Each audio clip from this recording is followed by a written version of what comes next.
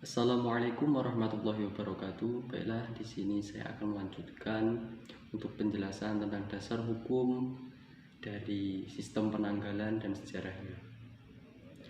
Baiklah, untuk sumber kami berasal dari Al-Quran, yakni terdapat dalam Al-Quran surah At-Taubah ayat 36, yang artinya sesungguhnya bilangan bulan pada sisi Allah adalah 12 bulan.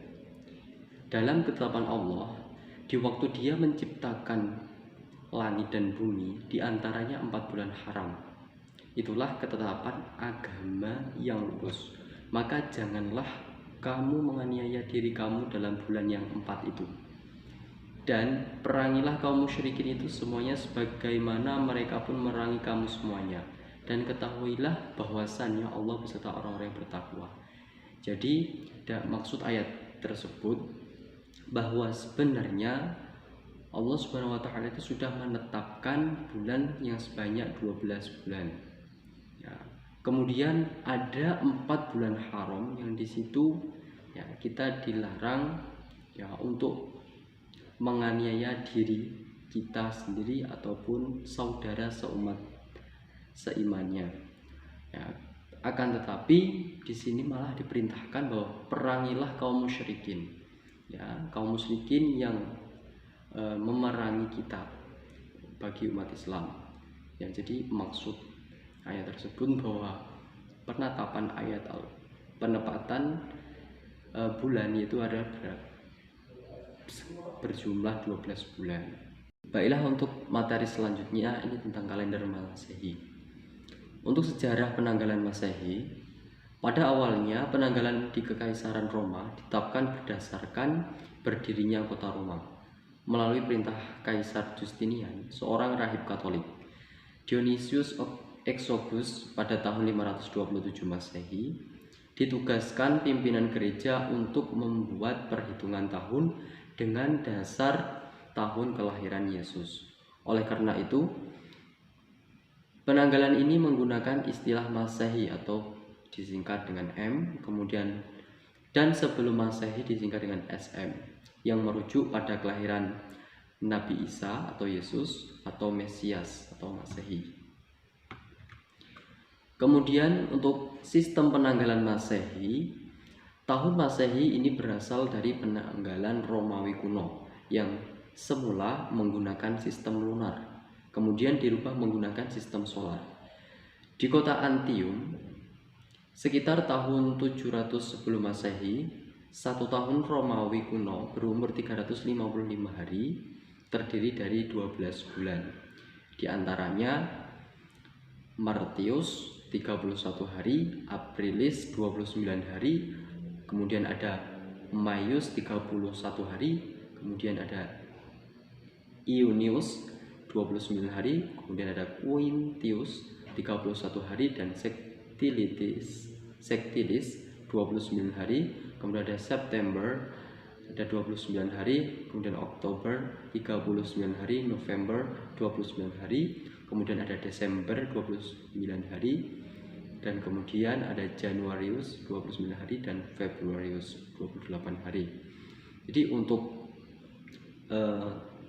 awalnya untuk bulan pertama di sini yaitu ditetapkan pada bulan Martius, bukan Januari. Ini untuk penanggalan Masehi. Kemudian Paus Gregorius telah memajukan tanggal sistem Julius Caesar sebanyak 13 hari, yaitu tanggal 5 Oktober 1582 Masehi, di mana menjadi tanggal 15 Oktober 1582 Masehi. Jadi maju 10 hari.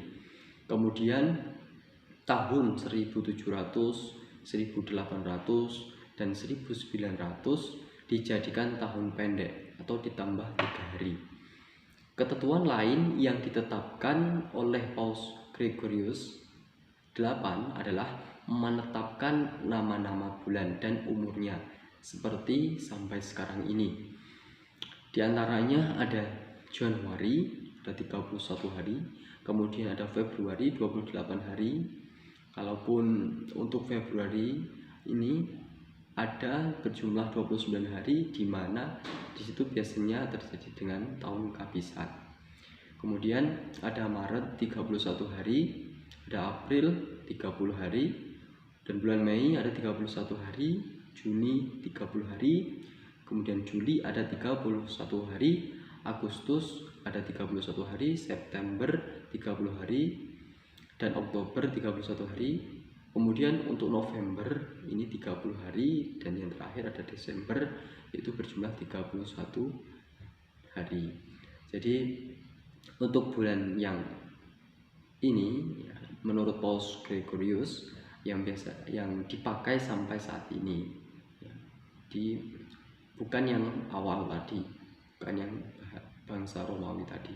Adalah untuk selanjutnya, ya ini tentang kalender Hijriah. Untuk sejarah penanggalan Hijriah, kalender Hijriah atau kalender Islam ini ditentukan berdasarkan peredaran bulan. Oleh karena itu, kalender ini disebut juga sebagai kalender Komariah, yang berarti bulan. Orang Babylon, Yunani Yahudi, dan Mesir dan zon Timur Tengah atau Aztec dan Inka dalam zon Barat, Cina dan Hindu dalam zona Timur menggunakan sistem ini. Dahulu, sebelum masuknya agama Islam, masyarakat Arab belum mengenal kalender Hijriah atau kalender bulan. Pada saat itu, kalender yang digunakan masyarakat Arab adalah kalender lunisolar. Kalender lunisolar pra-Islam memiliki 12 bulan yang tiap bulannya berjumlah 29 atau 30 hari. Sehingga jumlah hari dalam satu tahun kalender yaitu ada 354 hari. Dan untuk menyesuaikan jumlah hari yang didasarkan pada perputaran bulan mengelilingi bumi atau lunar moon dengan jumlah hari dalam tahun matahari mencapai sekitar 11,53 hari setiap tahunnya. Dibuatlah bulan sisipan atau intercalary moon sebagai bulan ke-13 yang dalam Al-Quran disebut dengan An-Nasi. Namun pada menjelang meninggalnya Kanjeng Nabi Muhammad, ini atas perintah Allah, Nabi Muhammad kemudian melarang bulan sisipan ini yang menimbulkan dugaan bahwa tahun lunisolar pra-Islam itu dimulai berdekatan dengan vernal equinox, karena ini merupakan dimulainya tahun Komariah modern pra-Islam, yaitu pada tahun terakhir sebelum beliau meninggal. Maka bulan sisipan inilah yang kemudian dijadikan oleh Arab pra-Islam sebagai alat untuk mempermainkan bulan Muharram yang dilarang untuk melakukan peperangan.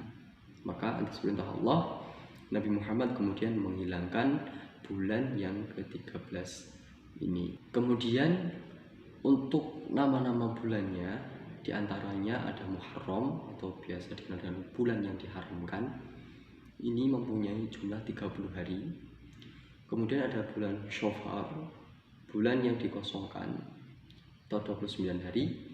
Kemudian ada Rabiul Awal, ini bisa dikenal dengan musim semi pertama, yaitu ada 30 hari.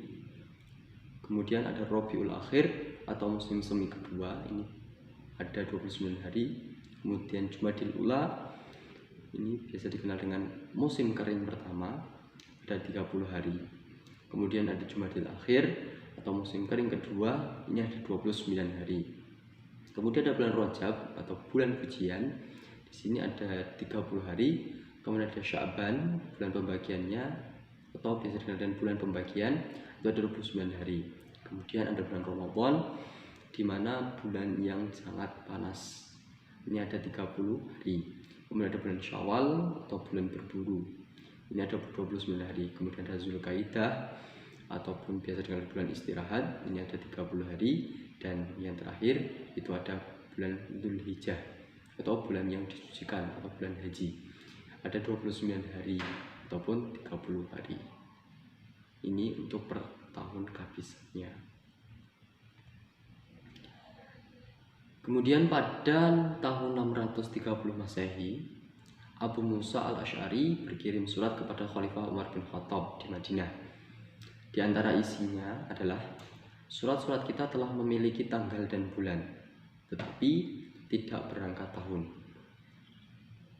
Sudah saatnya umat Islam membuat tarikh sendiri dalam perhitungan tahun. Umar menyetujui usul buyut Imam Ahlus Sunnah wal Jamaah tersebut, yaitu Syekh Abu Hasan al-Asy'ari. Kemudian beliau membentuk kepanitiaan yang bermusyawarahkan penentuan tahun pertama yang selama ini digunakan tanpa angka tahun. Dalam tahun Hijriah ada 12 bulan, dan nama-nama bulan ini memiliki arti tersendiri dalam sejarah Islam dan biasanya merupakan pengingat kejadian di masa awal Islam muncul. Ya, jadi itu dari sistem penanggalan Hijriah tersebut. Untuk yang selanjutnya yakni tentang beberapa negara pengguna sistem penanggalan Masehi dan juga Hijriah.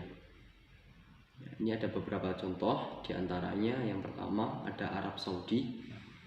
Jadi pemerintah Arab Saudi selalu berpatokan dengan Hijriah.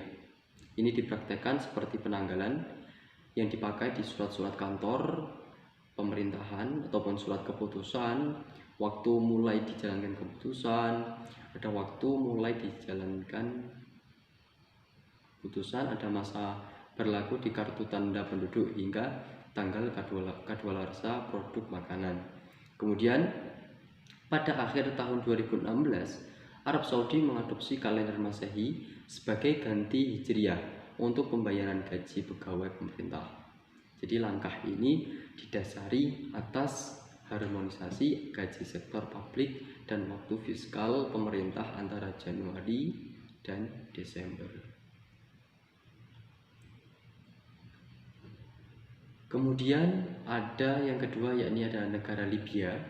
Nama bulan dalam penanggalan Libya ini disesuaikan dengan bahasa mereka, diikuti dengan tahun yang digunakan yang bertumbuh pada wafatnya Nabi Muhammad. Libya menggunakan nama Ayyin Nar atau Januari, An-Nawwar Februari, Ar-Rabi Maret, At-Thair April, Al-Mak Mei, As-Saif Juni, Nasir Juli, Hannibal Agustus, Al-Fatih di September, Al-Tumur Oktober, Al-Harf November, dan Al-Kanun ini Desember. Walaupun Libya mempunyai nama-nama bulan lain, namun nama-nama bulan Islam seperti Muharram, kemudian Safar dan seterusnya ini tetap dipakai untuk menandai peringatan-peringatan hari besar Islam. Ya, walaupun namanya berbeda, kan tetapi inti dari bulan tersebut masih tetap mengandung unsur keislaman. Kemudian untuk negara yang selanjutnya ada negara Oman.